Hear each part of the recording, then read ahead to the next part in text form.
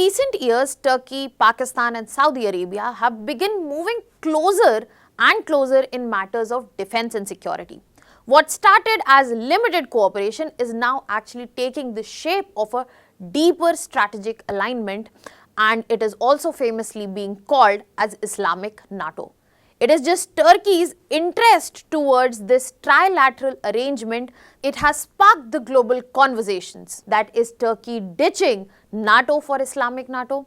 What will be this alignment where the equations in West Asia, South Asia and also in the West will be rattling about it? If you want to understand all of this, stay tuned till the end. We will be understanding that what exactly is Islamic NATO, why it is creating waves across the globe, how come it is challenging West, and this is the most important thing that India should be looking out for, because it would be challenging India in ways that it couldn't have thought about. Three countries from different regions, Turkey, Pakistan and Saudi Arabia, are quietly coming close to each other and in a way that can alter and change the global as well as regional security dynamics. Hello everyone, welcome to Vajram and Ravi's Flash News. My name is Shubhangi Singh and today we are going to move ahead and understand everything around Islamic NATO. Starting with why exactly this has come up in news. This has come up in news because we get to see a new security bloc which is in formation. So basically it has been reported that Turkey is in advanced conversations to enter a trilateral arrangement, and this trilateral arrangement is coming from Pakistan and Saudi, which were already in a bilateral arrangement. So this is what we are getting to see, that Turkey is going to enter the already existing bilateral arrangement, and the reason this is making so much noise in news is the fact that this is not any informal cooperation. This is not about slogan, this is not about any particular rumor, but they are coming together for hard security alignment. What do I mean by hard security alignment? And this will also give you an insight into why we are calling it as the Islamic NATO. When we are looking at the North Atlantic Treaty Organization itself, we get to see that it is based on totality on Article 5. That says an attack on one will be considered an attack on all others, and they will be defending against the enemy together. So, when Pakistan and Saudi came into their bilateral security agreement, this was the main context, and Turkey is also interested in entering that particular arrangement. That is why when we are talking about Turkey entering this arrangement, we understand that this security arrangement is clearly mirroring NATO's Article 5, which clearly enshrines the collective security guarantee.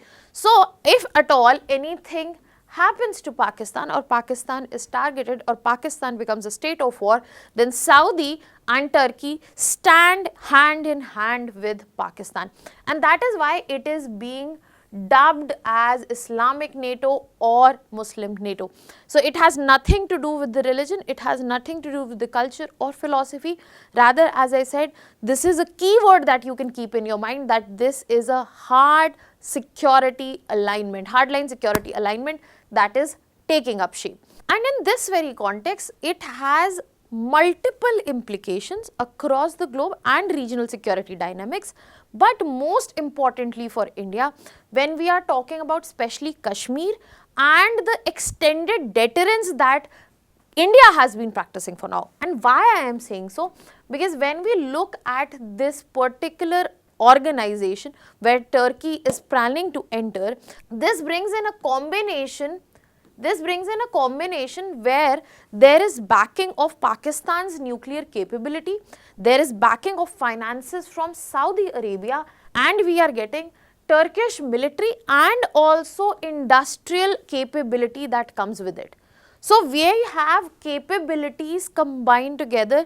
There is the nuclear deterrence, nuclear capability present, financial capability present, and we have also the technological advancement that is required if we are looking at this particular combination. And that is why it is sending waves across globe, that if these countries come together in a NATO-style agreement, this is where multiple implications lie, especially for India. So here we clearly get to see that there is a movement away from informal cooperation and towards a institutionalized collective defense. And this can be, as we are saying, it is a movement from informal cooperation, but you have to understand, we cannot take away the informal cooperation that has been present over years between them. So this adds to the collective defense that we are talking about, and they are institutionalizing it through agreement. So there is legal backing to it which is present. Now in this context, we also have to understand that when we are talking about a bilateral pact which has turned into a trilateral, which might turn into a trilateral bloc itself, in this context, this arrangement between Pak and Saudi is not something old, it is of 2025 itself, and this was the one which marked a collective defense clause. That means if any particular country harms or goes against Pakistan, and if there is any state of war situation, then Saudi stands with it and vice versa.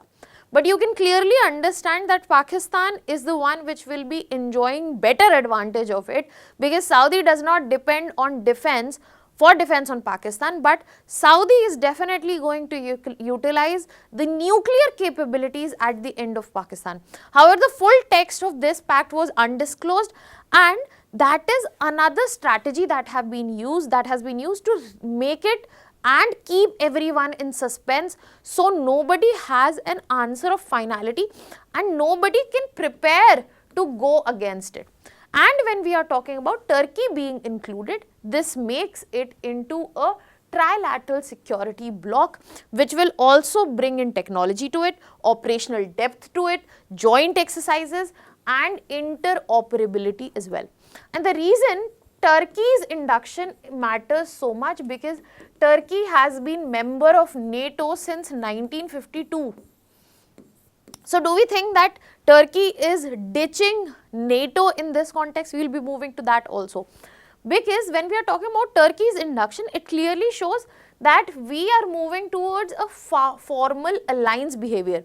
Especially when we are talking about the Islamic world or Islamic alliances, we get to see that formal alliances are comparatively limited. Can you give me the examples of limited Islamic alliances that we get to see across the globe? So the formalization is also taking place in here. And in this context, as I said, is Turkey ditching NATO? That is something we have to understand, that no, Turkey is not ditching NATO, but at the same time, Turkey wants a surety. Turkey needs to know that what is going to happen. They want clarity, and especially when in the time there is no predictability around NATO because of what is going from the end of US, especially in context of Greenland, and how US is exiting international organizations left, right and center. Turkey has been left in an unpredictable environment. So they want some insurance against the uncertainty that has been coming from Washington's end. And that is why they are keeping the insurance through a different security bloc. Because we have to understand, because when we are talking about Turkey, it is already a NATO member, and not just a normal NATO member, it is fielding the second largest military in the alliance after United States. So if Turkey is moving away from NATO, it not only weakens it, but it also shows that how members have lost trust in the one of the oldest security alliances that are existing, oldest and biggest security alliances that are existing across the world. And here where we get to see three countries from different region coming up, they are not doing anybody a favor. They are coming to play with their strengths and use the strength of the other member. For example, Turkey has a combat tested military. The military has been present in Syria, Libya, and they have advanced defense manufacturing, which we have seen that Pakistan has promptly used during Operation Sindoor. That is again showing that how Turkey is not newly siding with Pakistan. They have been siding with them. Now they are just formally recognizing it. So they have the aspiration to be a security provider beyond Europe. They are the ones who want to put their defense manufacturing across the globe, and this is a new region that they are getting to enter. Then when we talk about Pakistan, Pakistan has nothing but the nuclear capability to offer. And this becomes dangerous for the globe because now multiple countries will have access to this weapon and missile capability. The long-standing deterrence and the strategic rivalry they have with India is something they would want to encash given this security bloc, and they have always required an external balancing to make sure that there is some presence of Pakistan on the global map. Apart from that, Saudi Arabia, which is going to be the financial provider and manager of this particular security bloc, it comes with the financial resources. The reason Saudi is entering this particular bloc, it wants to diversify the security dependence it has, especially beyond US, because as of now, US does not seem dependable, US does not seem predictable at all. And that is why this form of checkbook diplomacy, that means Saudi is going to finance the diplomacy. Saudi is throwing away the checks to shape the regional security outcomes. And in this very context, when we are talking about this Islamic NATO in making, we get to see that this development is hugely important across the world. Most importantly, because if you see these three countries, we are talking about Saudi Arabia right here in West Asia. We are talking about Pakistan here. We are talking about Turkey present in Europe. Now, this is the place, as I said, we are moving away from informal cooperation. We are seeing proper institutionalization. And it is breaking the traditional separation that has existed between West Asia, that has existed between Europe. So, the separation that exists here, that has been removed through the presence of and upcoming of this geopolitics itself. Furthermore, it clearly creates a multi-theater security axis. How?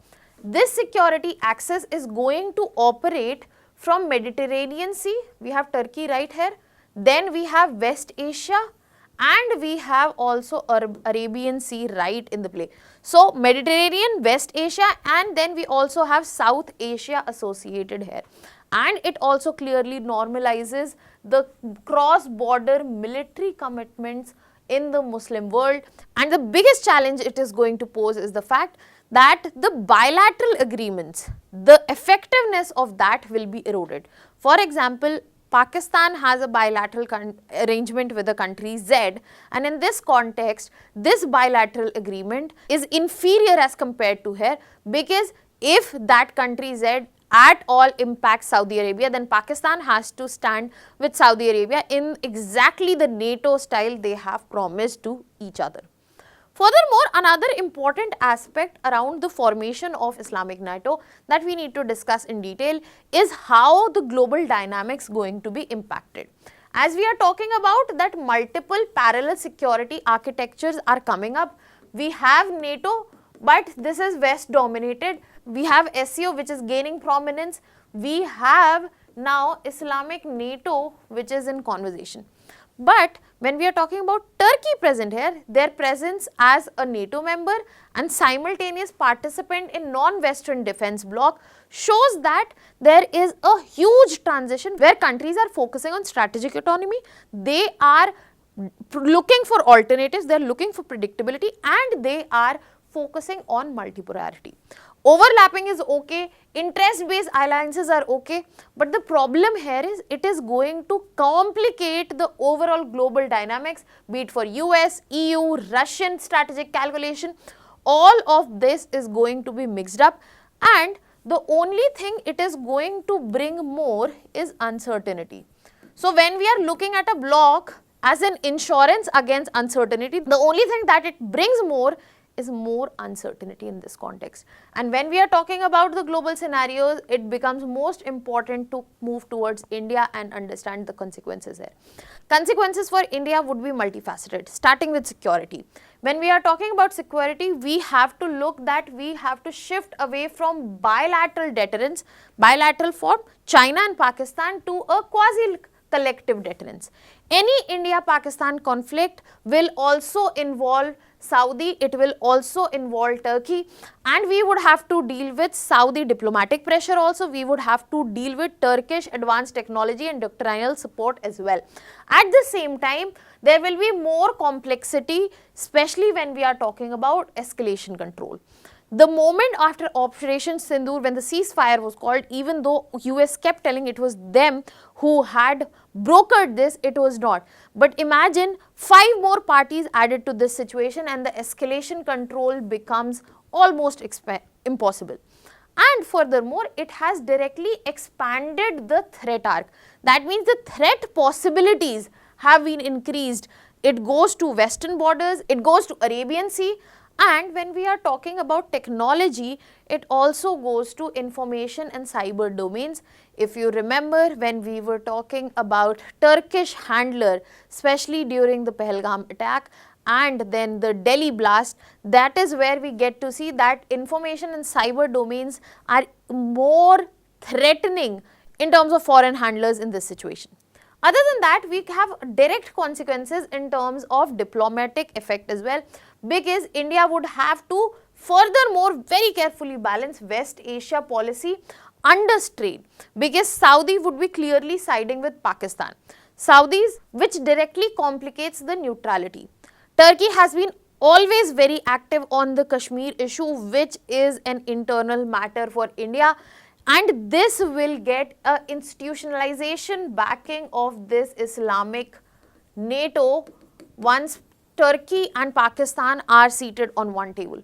This will directly undermine India's projection of what is actually happening, and there will be multiple narratives which will be building across multilateral forums such as OIC or UN and also global media ecosystem. So India needs to manage the diplomatic effort as well, relations as well, without pushing the partners and more partners into this block.